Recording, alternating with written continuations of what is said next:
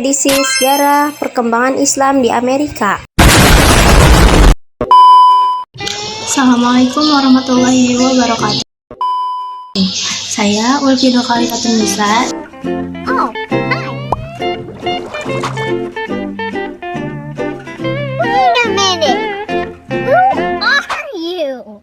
Saya Ulfi Khalifatun Nisa dari PGMI kelas A semester 2. Di sini saya akan menjelaskan mengenai perkembangan Islam di Amerika. Menurut Kompas.com, Islam adalah negara terbesar ketiga yang dianut oleh masyarakat Amerika Serikat. Di Amerika Serikat, penduduk yang memeluk agama Islam mencapai 3,3 juta orang dari beberapa golongan dan beberapa usia. Dan menurut Hikayah Islam yang saya tonton di YouTube, Islam masuk ke negara Amerika Serikat pada abad 17 dan 18 melalui budak Afrika. Agama Islam yang masuk Amerika bukan dari budak Afrika saja, tapi memang benar adanya. Islam yang masuk ke Amerika ini melalui budak-budak. Menurut video Hikayah Islam yang saya lihat, Islam pertama kali masuk di Amerika pada abad ke-17 dan 18 melalui budak Afrika yang bernama Omar Ibn Said. Menurut jurnal UIN Alauddin Makassar yang saya baca, migrasi Muslim masuk ke Amerika Serikat pada kurun waktu sampai hingga abad 18. Jadi kita simpulkan dari Kompas.com yang saya baca, Hikayah Islam, dan jurnal UIN Alauddin Makassar, Muslim masuk ke Amerika pada kurun waktu 16 sampai 18 abad. Di sini saya akan menjelaskan tentang Islam dewasa saat ini. Menurut jurnal UIN Alauddin Makassar yang saya baca, landasan dasar kondisi terkini, kondisi dewasa ini umat Muslim yang di Amerika adalah peristiwa bom pada tanggal 11 September 2001 yang meluluhlantakan gedung kembar WTC atau World Trade Center.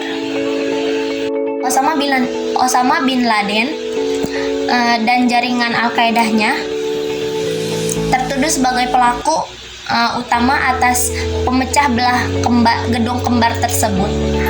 Presiden Amerika yang mengeluarkan statement bahwa Islam adalah teroris. Syamsi Ali yang dikenal sebagai alumni pondok pesantren kini menjadi imam besar di Masjid New York. Prof. William Liddell telah menyuarakan bahwa semakin subur peran serta kaum muslimin Indonesia dalam kancah politik, maka semakin subur pula aktivisme dan terorisme di negara tersebut. Syamsi Ali yang mengikuti sebuah forum seminar tersebut yang dilaksanakan oleh Prof. William Liddell menjawab bahwa itu tidak benar. Menurut Ulil Absar Abdallah, bahwa kekerasan dan diskriminasi yang menimpa umat Islam, terutama yang ada di Amerika semenjak kejadian WTC, pemecahan bom di Amerika ini yang memecahkan gedung kembar, telah mencapai 1.717 kasus, dan kasus terbanyak 372 kasus adalah pelecehan seksual terhadap para muslimah yang berhijab di Amerika. Mengapa? Hijab salah satu identitas muslim. Maka dari itu, mereka menganggap setiap orang yang menggunakan hijab itu mempunyai hubungan erat dengan teroris. Seiring berjalannya waktu, kasus bom yang memecah belahkan gedung kembar WTC mulai meredup, dan Obama mulai mengkampanyekan dirinya menjadi salah satu presiden di Amerika. Sebelum pencalonan dirinya, Obama mengalami banyak hambatan dan tantangan. Sebelumnya, seorang Afro-Amerika dan yang beragama Islam ini memproklamirkan dirinya untuk maju menjadi bursa anggota Senat Negara di Amerika, bagian Minnesota. Keith Ellison Muhammad berhasil mengalahkan kandidat Alan Paine. Alan Paine ini dari politik Republik yang beragama Yahudi. Sungguh hal yang langka. Bahkan ketika Keith Ellison Muhammad ini disumpah, dia meminta untuk disumpah menggunakan dua Al-Quran. Kembali ke Obama. Serangan yang paling menakutkan ketika menjadi figur calon presiden adalah mengaitkannya dengan agama leluhur. Kakek Obama Muslim. Ayah dan ibu Obama pun Muslim. Saat ibu dan bapaknya pisah, ibu Obama memutuskan untuk menikah dengan salah seorang Muslim yang berasal dari Indonesia. Ayah tiri Obama bernama Lolo Soetoro. Ayah tiri Obama memutuskan untuk membawa Obama dan istrinya untuk tinggal beberapa lama di Jakarta. Daniel Pipes ialah seorang wartawan. Situs online yang ia pegang bernama frontpagemagazine.com. Ia pernah menulis yang cukup kontroversial dengan menjadi objek penelitian kemusliman Obama. Daniel membuktikannya dengan penelitiannya yang melatar belakangi Obama ketika kecil sekolah di Indonesia pada sebuah sekolah Katolik bernama Franciscus Tada Assisi. Sekolah Obama tersebut menambahkan bahwa Obama didaftarkan di sekolah tersebut itu dengan agama Islam. Para murid di sekolah tersebut itu memang didasarkan pada agama bapak mereka, dan sangat kebetulan sekali ayah tiri Obama itu beragama Islam. Maka tidak heran formulir tersebut tertulis bahwa Obama adalah Islam. Terlepas dari pro kontra keislaman Obama, seorang Afro-Amerika ingin menjauhkan Obama dari kursi kepresidenan Amerika, mengingat bahwa Amerika adalah negara yang demokratis, tetapi di satu sisi mereka juga negara yang paling spesialis di dunia. Dan di sini Bernard Hawkins, mantan petinju di Amerika, pernah bersaksi bahwa jika Obama maju sebagai calon presiden Amerika, maka hal itu tidak akan terjadi. Dan jika itu pun tercapai, maka itu tidak akan bertahan lama. Saking tidak maunya Obama masuk ke daerah Amerika menjadi presiden, karena Obama ini terlahir dari Islam. Terlepas dari aspek Obama selaku calon presiden Amerika saat ini, tampak nyata di Amerika kalau jumlah penduduk muslim semakin hari semakin bertambah.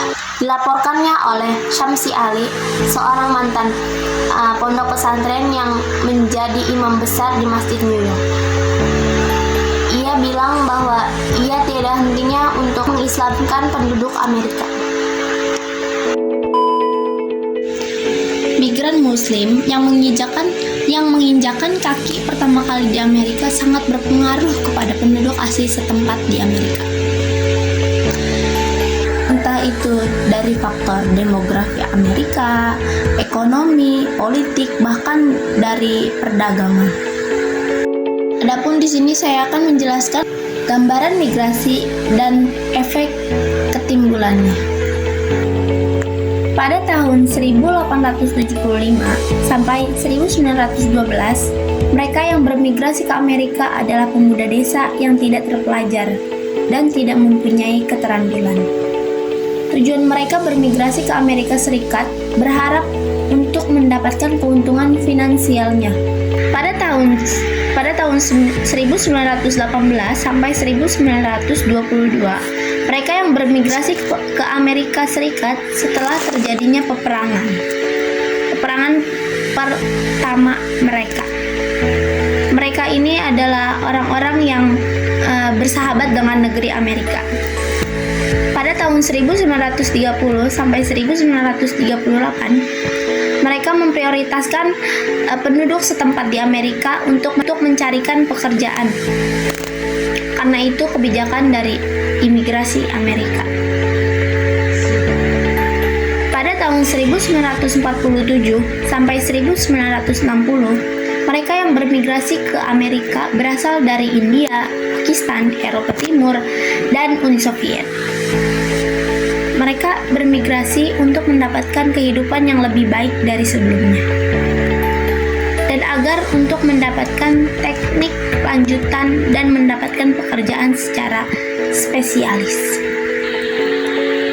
Dan terakhir, tahun 1967 hingga saat ini, mereka yang bermigrasi ke Amerika selain karena alasan ekonomi juga, yang paling utama dikarenakan alasan politik.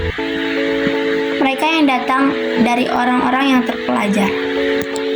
Bahkan mereka lebih mudah untuk memperoleh pekerjaan. Menurut Kompas.com, sejak abad ke-16 telah tercatat adanya orang-orang Islam yang bermukim dan bermigrasi ke Amerika. Sejarawan mencatat bahwa Islam masuk ke Amerika Serikat melalui kawasan Arizona, bagian utara, dan New Mexico. Pada awal 1520-an, banyak budak yang dikirim ke Amerika untuk dipekerjakan bagian lahan pertanian. Di sini saya akan menyebutkan tokoh-tokoh perbudakan yang masuk atau bermigrasi ke Amerika. Yang pertama bernama Alva Nunes Zabeka de Vaca.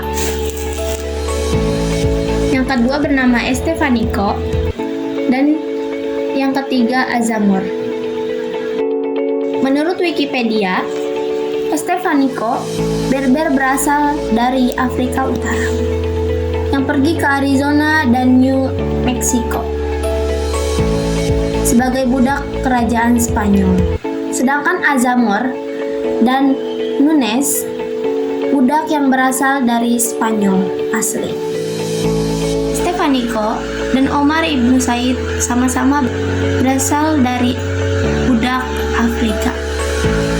Jika Estevanico berasal dari Afrika Utara, sedangkan Omar Ibn Said berasal dari Afrika Barat. Omar Ibn Said adalah seorang cendekiawan Muslim yang beretnik Fula. Ia menghabiskan masanya selama 25 tahun untuk belajar dengan beberapa ulama yang terkemuka. Pada tahun 1807, beliau ditawan dalam satu konflik militer. Lalu beliau dijadikan budak dan diangkut melintasi lautan Atlantik ke Amerika Serikat. Omar Ibn Said pun juga dikenal sebagai Uncle Morean dan Prince Omeroh. Ada juga Yarrow Mammoth. Ia adalah budak Annapolis, Amerika ketika ia berusia 16 tahun. Ia adalah seorang Fulani atau Fulbi yang dapat membaca dan menulis bahasa Arab.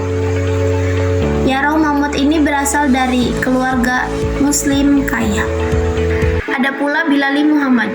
Ia berasal dari keluarga berpendidikan dan menempuh pendidikan yang tinggi sebelum ia tertangkap sebagai korban perdagangan budak Atlantik ke Amerika yang berlangsung dari abad ke-16 hingga abad ke-19 menurut Wikipedia. Mereka tidak dibebaskan beragama. Bahkan secara tiba-tiba mereka dipaksa oleh hukum untuk masuk Kristen dan mengganti nama mereka. Sekian dari saya, semoga bermanfaat. Jika ada yang memang kurang jelas, mohon dipertanyakan. Jika memang ada kesalahan, mohon diperbaiki. Sekian. Wassalamualaikum warahmatullahi wabarakatuh.